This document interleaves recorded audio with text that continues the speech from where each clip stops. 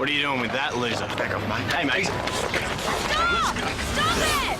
This is happening too often. And we're over it. If you know someone that carries a weapon, robs or bashes people, tell Crime Stoppers. They don't want your name, just the name of losers like these. Your call is confidential, and you could get someone like this off the streets. Assaults, glassings, robberies, we're over it. Call Crime Stoppers. They'll take care of the rest.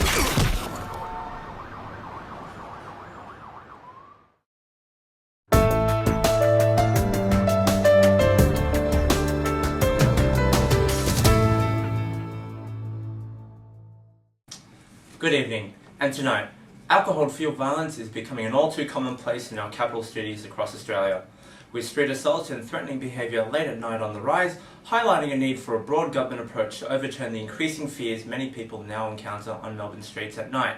In Victoria, the Liberal state government committed to putting more police officers and enforcing a zero-tolerance policy on our streets in an effort to curb street violence. However, little evidence suggests that there has been a decrease in street crimes and assaults in our CBD.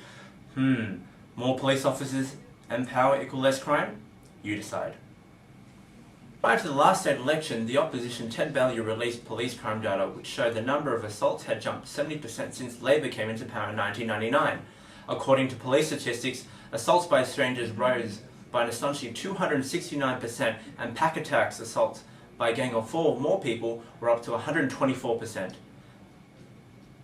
That it has been too easy to get a liquor license, that CBD licensing hours should be restricted, and that society has not dealt with the destructive aspects of binge drinking. A media release that came out earlier this year revealed that the rise of alcohol and drug-fueled violence has resulted in more than 77,000 hospitalisation, lack of police force on the streets to curb violence, among other failed law and order policies, are a legacy to blame for a decade of Labor mismanagement. And for all you enthusiasts out there, quote, that while crime levels across Victoria dropped in 2010, there was a 3.7% increase in the street assaults and domestic violence within CBD. Over the past 5 years, the overall rise in violent CBD crimes is now more than 50%. Shock horror. To combat the increase in violence in CBD crime, 1,700 new police officers will be introduced in the next 4 years, many of whom will patrol the city streets, especially at night when most incidents occur. These new resources will take time to recruit, train and deploy. Action is obviously needed to curb the cause of much of CBD violence we are currently seeing: excessive alcohol consumption, public drunkenness and assaults. While Melbourne has a renowned and generally safe bar and nightlife culture that should be preserved, it's clear that many of these troublesome venues where violence regularly occurs. Doing anything about it? With over 20,000 liquor licensed venues across Melbourne and Victoria, are they not taking any responsibility for this? And I'm not pointing any fingers, QBH and chasers, but I am looking at you. And with such commitment and enthusiasm, in 2010 the former Chief Commissioner Simon Overland commented that no amount of police blitzes will curb alcohol-fueled violence. Quoting, "Sadly, it's all too clear that in the recent years we as society have perhaps taken our eye off the ball." He further went on to say, "The drinking culture has been allowed to transform, driven onwards by profit-hungry businesses keen to exploit the new and prevailing determination amongst new generations of young people to drink until excessively drunk, with a practical solution to resolve booze-fueled violence may be many years away." What a way to inspire much public confidence from our top law enforcement official. But no, just to give him a little credit, Overland did go on to say action requires proactive measures and a series of crime prevention approaches encompassing not only Victoria Police, but greater resources and effort from government, community, liquor licensing services, pubs and clubs owners to work collaboratively, smartly and strategically in reducing alcohol-fueled violence in our streets. Victoria Police received new powers to arrest and charge an intoxicated person who refuses a direct to move on in a public place. Existing laws allow police to disperse 3 or more people. Under Victoria's Retained Crime Act, Summary Offences Act 1996, lists a number of offences that a police can charge you with if they think you were drunk while in a public place. The Liquor Control Reform Act 1998, which governs liquor licences in Victoria, has undergone a number of amendments to introduce measures to reduce alcohol-fueled violence. These include a freeze on late-night liquor licences in a number of inner Melbourne local government areas and temporary lockouts in Melbourne CBD.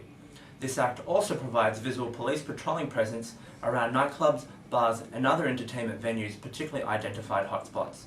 The premise of such activity is not to reduce instances of assault, criminal damage and antisocial behaviour, but also to educate licensees and bar staff as to their responsibility under the licensing legislation concerned with alcohol-fuelled violence. In the City of Melbourne, police patrols have increased the Melbourne CBD on Friday and Saturday nights. On these nights, police aim for maximum visibility and focus, particularly on areas perceived to be high risk, such as King Street. In further tackling this issue, police also have the power to ban troublemakers from some places where alcohol-related violence has happened before. People can only be banned from areas that have been identified as a trouble hotspot or a designated area. You can be banned up to 24 hours if police suspect you have committed an offence, such as violence or disorderly behaviour, sexual offences, destruction of property, carrying a prohibited weapon near a licensed place. If you are found guilty of committing one of these listed offences within a designated area, the court can order you stay away from that area within a period of 12 months. There will also be strengthened powers for police to deal with minors in possession of alcohol under the Summary Offences Act and also support the work of Step Back Think campaign in alcohol-fueled street violence amongst young people through increased funding. To discuss more tonight about the issue, we have Assistant Commissioner Detective Constable Jedi Knight Archbishop Michael Baccini from the CBD Crime Prevention Division. Good evening, Detective Constable, and welcome to the program. Thank you, Andrew. Thank you for having me. Awesome. So good. Can you talk about the prevalence of alcohol-fueled violence in Melbourne CBD? Yeah, of course. In our latest blitz on alcohol-related offences in Melbourne CBD, our officers arrested 55 people for drunkenness and 17 for assaults. 380 of Melbourne's licensed venues were inspected and 21 liquor licensing breaches were detected. The high-profile blitz saw 500 uniformed police on the beat. The figures show an improvement on the previous Operation Unite in December, which resulted in 243 arrests for drunkenness and violence. Our police data shows that in 2010, 2,720 people were assaulted in the CBD, up from 2,521 in 2009. According to the records, 33,668 assaults were reported in Victoria in 08-09. This is a 5.4% jump on the previous year. Nearly 23,000 of these occurred in Melbourne. The crime statistics are readily available and are highly scrutinised by the media and social commentators. However, what is less widely known and discussed is the cost alcohol-related harm has on our community. The total cost of this harm in Victoria in 07-08 was estimated at $4.3 billion. Okay, so can you talk about the cost of alcohol-related crime to the community? There are many costs that are not immediately apparent when considering alcohol-related harm. This chart shows direct costs, indirect costs, and intangible costs. The first, direct costs, is the measure of costs that are directly caused by alcohol-related harm. This includes law enforcement costs with policing and the costs associated with healthcare caused by injury and violence. This direct costs of alcohol-related harm in Victoria is estimated to be approximately $2 billion in 08-09. These direct costs are generated by healthcare, road accidents and crime attributed to alcohol-related harm. The largest direct social cost is the result of road accidents, which was estimated at $571 million. The second, indirect costs, is due to the production losses in the workforce and at home.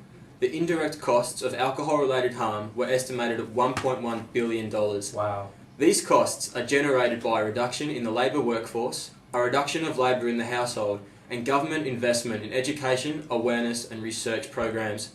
The third, intangible cost of alcohol-related harm. In Victoria, this was estimated to be $1.2 billion. These costs include pain and suffering associated with disability, loss of well-being and premature death. These costs are typically difficult to measure and are often excluded from cost analysis. Alright, so what's the cost of alcohol-related crime to Victoria Police? Victoria Police devote a significant amount of resources to responding to incidences involving people who are intoxicated. Recent research shows that around 10% of police time was dedicated to dealing with alcohol-related incidences, of which the most common was responding to assaults.